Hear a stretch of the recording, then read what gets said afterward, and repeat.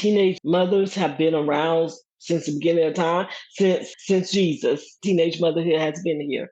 So I think with society, I think one of the biggest things to make sure that we don't accept it so much.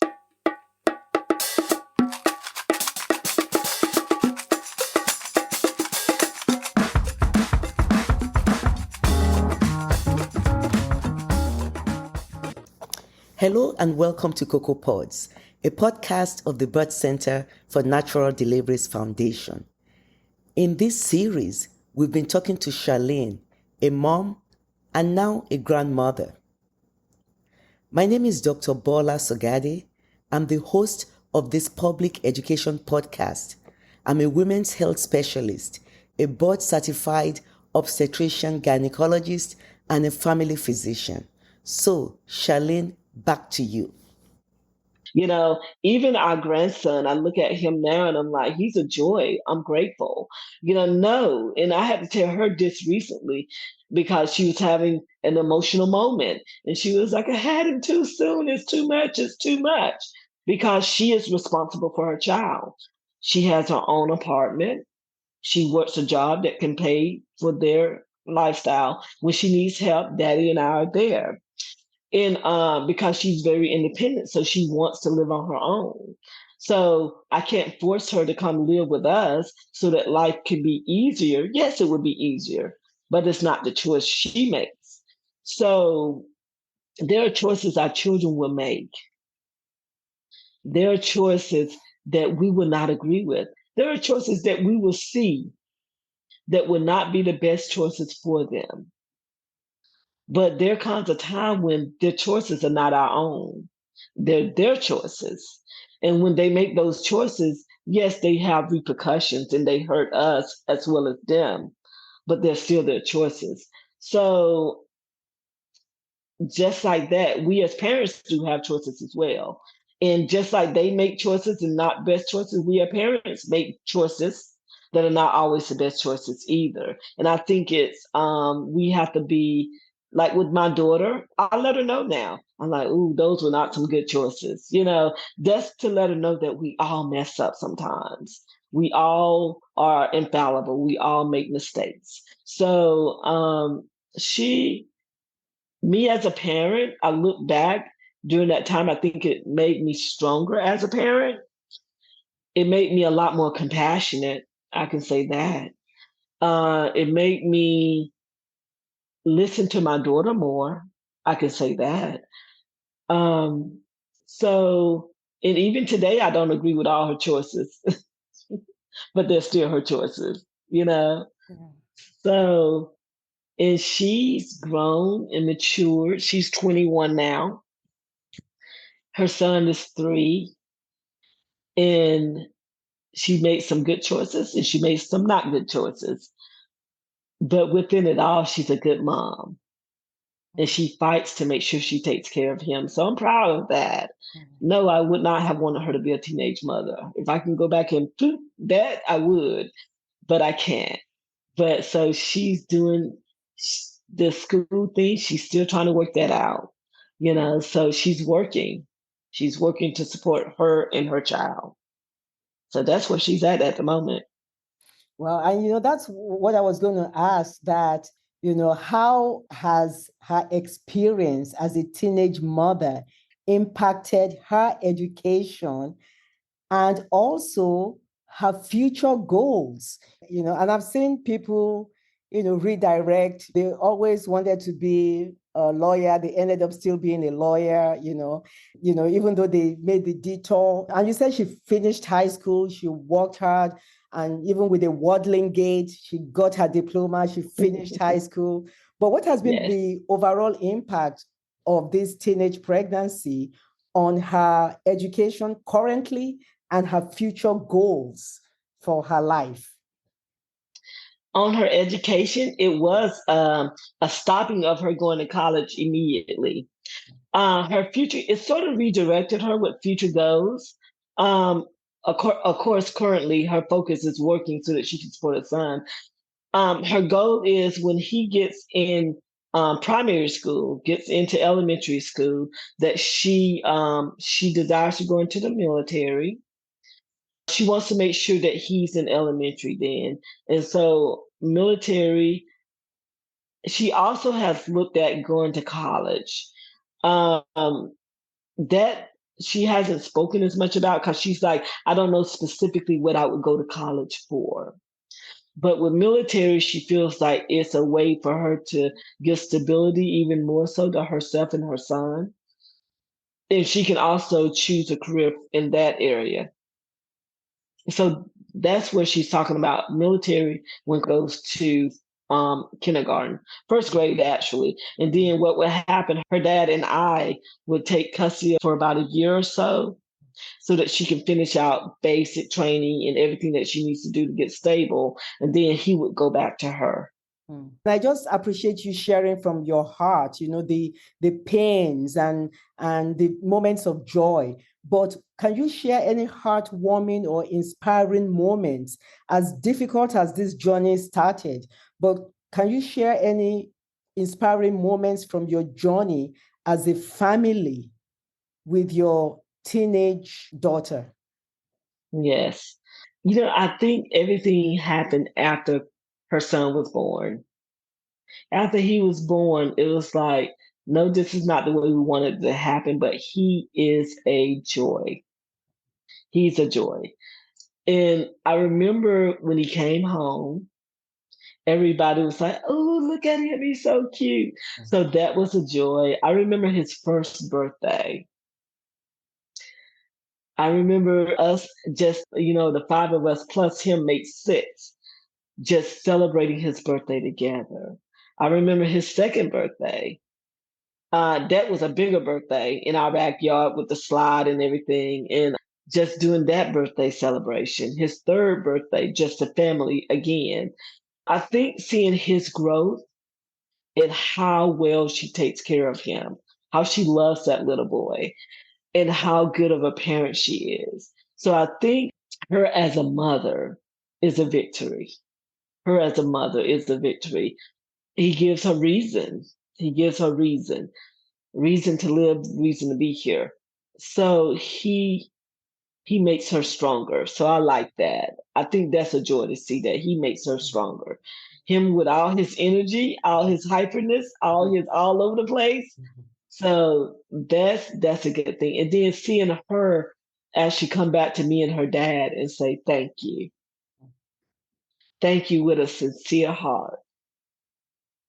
That makes me emotional. Um, because she sees how much we do love her. And she sees how much we're willing to do for her and her son. So I think yeah, she's grateful. She's grateful. What a powerful story. What a powerful story. This is just powerful. And you're such a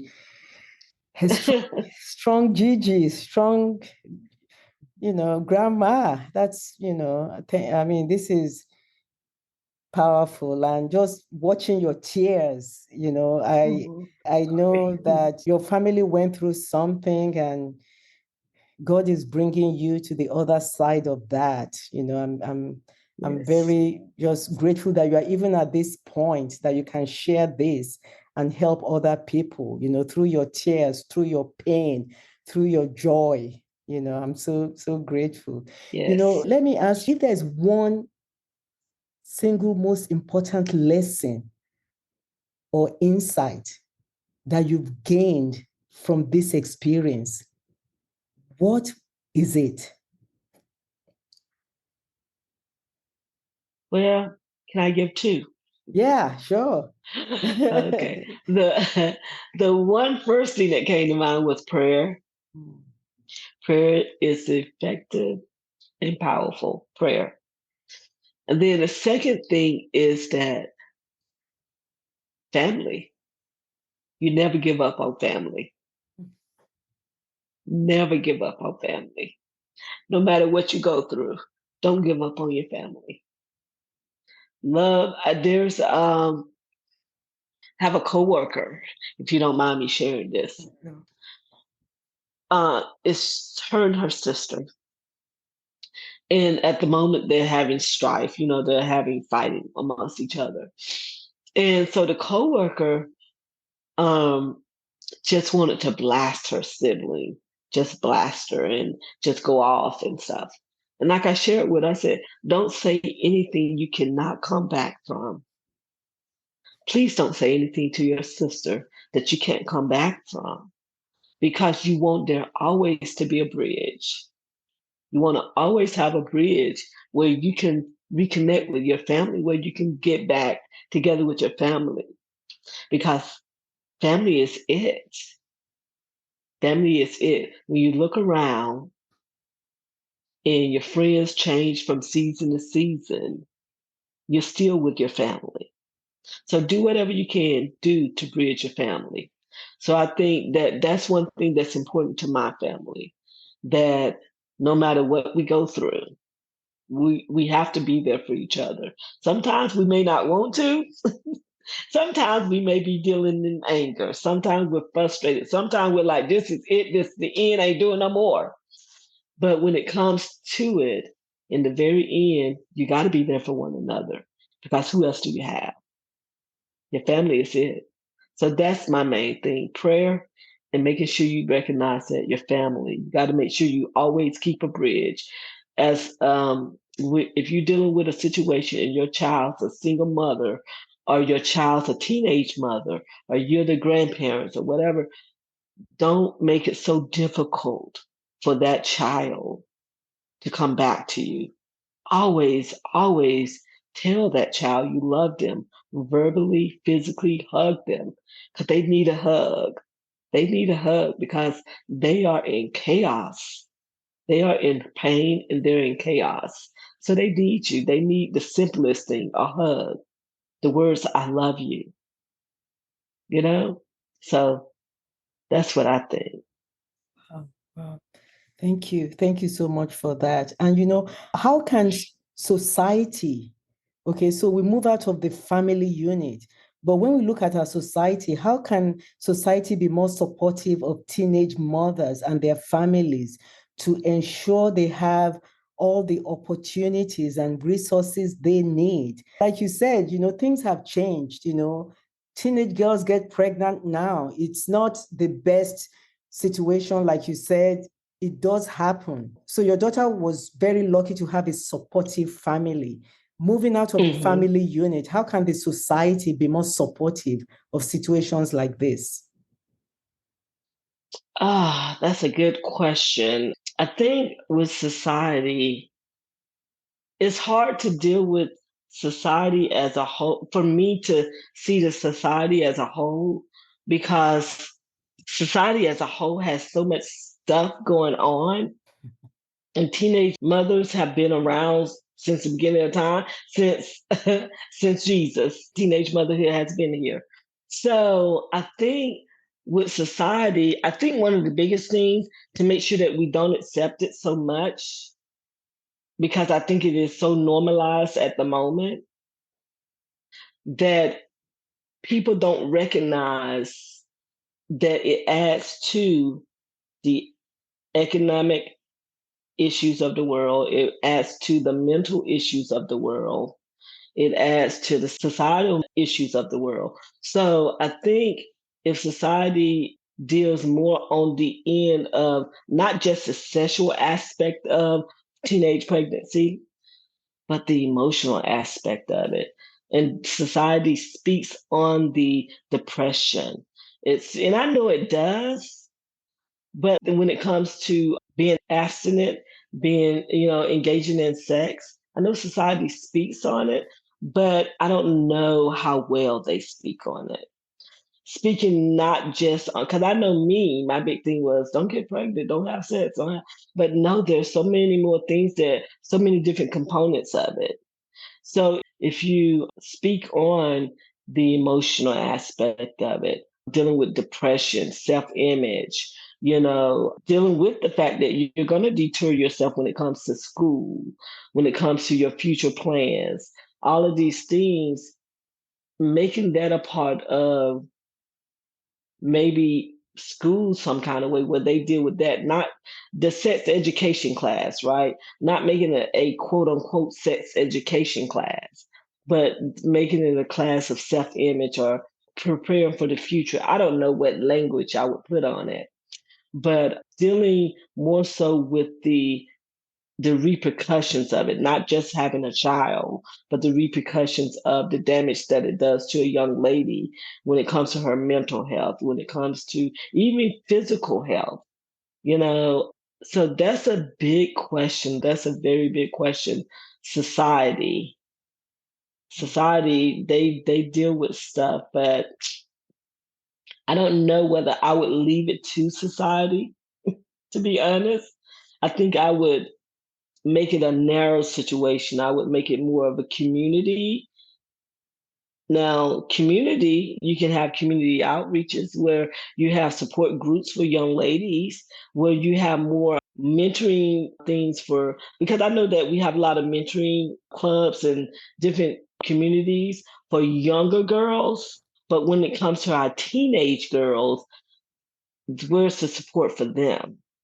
And I think a lot of times, because when it comes to teenage girls, people look for them to be involved in activities at school.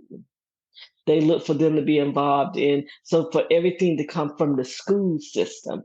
But if you have community outreach for teenage girls, and not just teenage girls that are in impoverished situations, because that's one of the things my daughter wasn't in, is not in an impoverished situation.